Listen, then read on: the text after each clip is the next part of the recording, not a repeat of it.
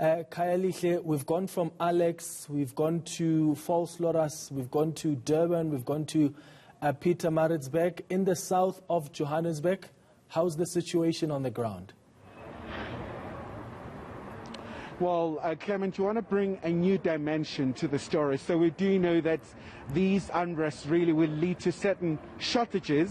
But we're right in this location. So it's a filling station right in the south of Johannesburg. But I want to really show you of the volume of cars that are here. So you can see that it's quite a very unprecedented amount of motorists who are rushing here to make sure that their tanks are filled up here. So it's quite a very incredible time where we are in South Africa. So this is one of the areas. But I'm just going to kindly ask my colleague Joe to come back to me. We will get the reaction from the motorists, but we do have the owner of the filling station. So sir, thank you so much indeed for your time. So surely this demand is absolutely unseen. Maybe just tell us about the demand. I mean, this is absolutely unbelievable. Hi, good day. The demand has been very high. As we all know, the current situation with the entry being closed.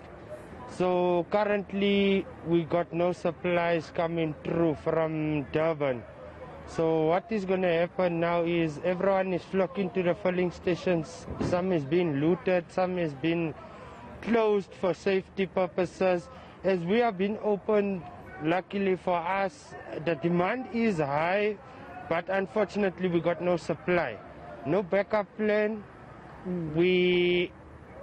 After this is done in the tanks, we are totally down. And what are you going to do now to try and mitigate the impact?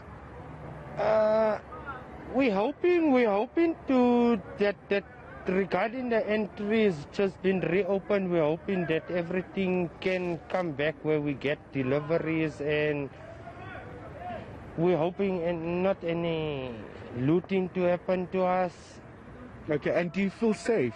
No, not at all. It's a very high risk currently because we got looting happening just like 2 km away from us.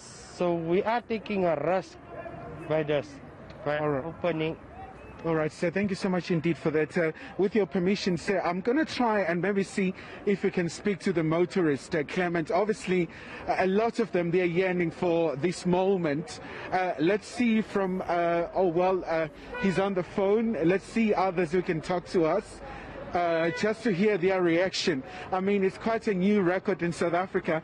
How are you, ma'am? And I mean, obviously very sad times here in Soweto as you're scrambling for petrol. How do you feel about today? I feel very bad, especially since now that our fellow people are also losing their lives because of this looting. And we also can't go to work because at the end of the day, how do you go to work when all the shops are closed? So it is a very sad thing. And are you hoping to buy perhaps like a full tank? Well, I had to actually just pop out to a full tank because I don't know how long this is going to take. So, yeah, that's all I had to do. Okay, thank you. And Clement, perhaps with a very limited time that you have, let's try and just squeeze one more because obviously it's a very sad time here in Soweto. Ramifications being felt. So, I'm sure you've been driving around ufuni petrol.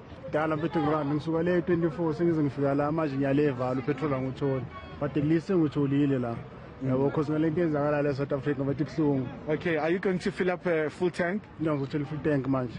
Okay, thank you so much. So, Clement, you know, those are some of the views of the drivers here. A very unprecedented time. I mean, I haven't seen any scenes like that. You know, we're not far from N12, and it's absolutely sad where we are. But for now, we're just going to leave it and throw it back to you. But we'll really keep a close eye on the situation here on the ground.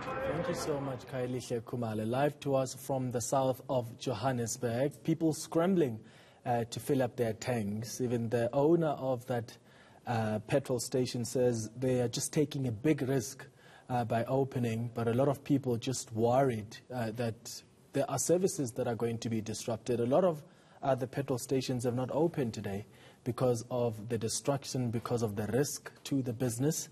So the whole value chain really is being impacted here. Not only these petrol stations, grocery stores are out of some of the food items. A lot of them have decided not to open today. Some are opening much earlier, in fact closing much earlier.